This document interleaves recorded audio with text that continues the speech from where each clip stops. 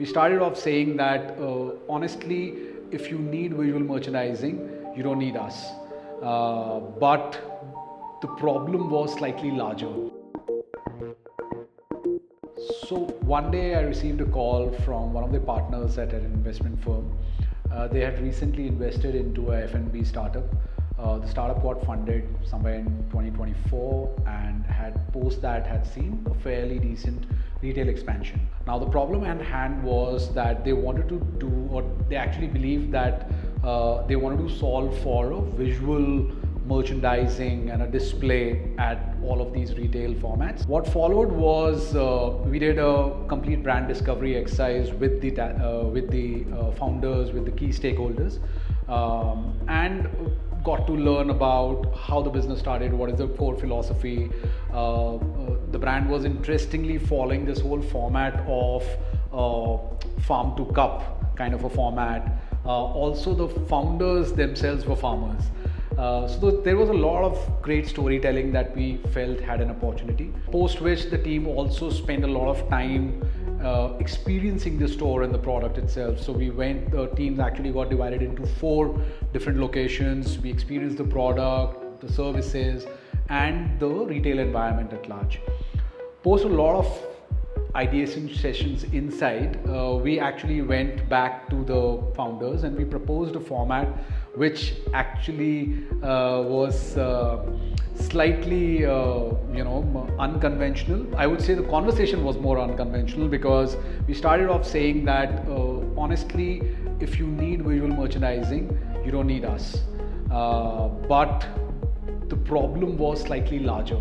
The problem was about the narrative of the brand itself. The problem was about not just about setting up certain elements of visuals and visual merchandising within the store, but it was more to do with how do we position the brand, right? And how does the brand speak to the end consumer? And at every level it had to interact. So it was about the facade interacting with the outside world. It was about the interiors of the space interacting with the consumer.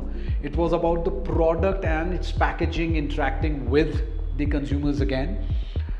It was also about bringing in certain newer nuances and conversation starters within the brand ecosystem, and which would eventually lead to a little bit of visual merchandising and a lot of other brand assets that need to be developed.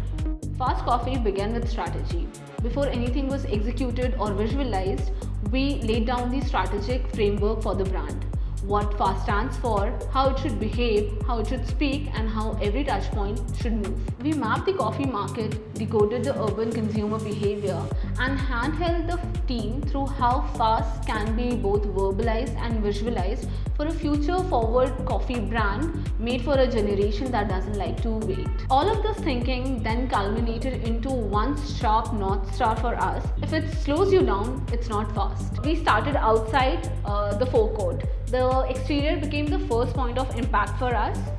Whether it was the canopy, the planters, the signages, the stickers, the tent cards, it was all designed to pull you in before you even entered. Every surface was designed to build visibility, appetite, and movement. Then we moved inward, where we started with the service counter, which we call the cockpit. This is where Fast had to behave like Fast. Everything had to be quick, clear, efficient, and seamless. Ordering, the pickup, the communication was planned around that flow. Nothing was slow or cluttered or passive. Then came the commune, where the cafe moved beyond transaction into experience. The merch wall, the events wall, the tent cards, the coasters, and the table communication. Every touchpoint had a role to play, to upsell or to inform, to guide, or to build brand recall. On the table, the voice was immediate. Every smallest of the moment was treated as brand moment.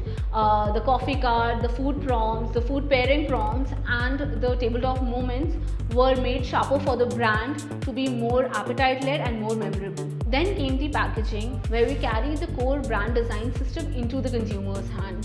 The stripe and star in motion, the power palette, the bold, fast identity, the Cut for Speed logo, and the blurs. The stripe brought rhythm and momentum, the star gave direction and drive, the palette brought, the energy, the trust and clarity.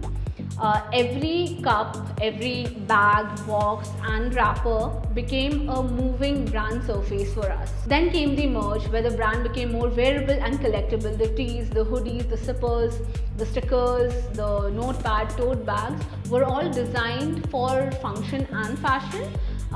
This helped Fast turn into a lifestyle system. And finally, we visualized the future. With the fast fuel stations and food truck, we showed how the brand can go beyond just a cafe into high traffic, high energy urban moments. So Fast did not end as a cafe identity, but it turned into a whole world of movement. And that's how we created a brand that looks fast, feels fast, speaks fast, and lives by one belief: if it slows you down, it's not fast.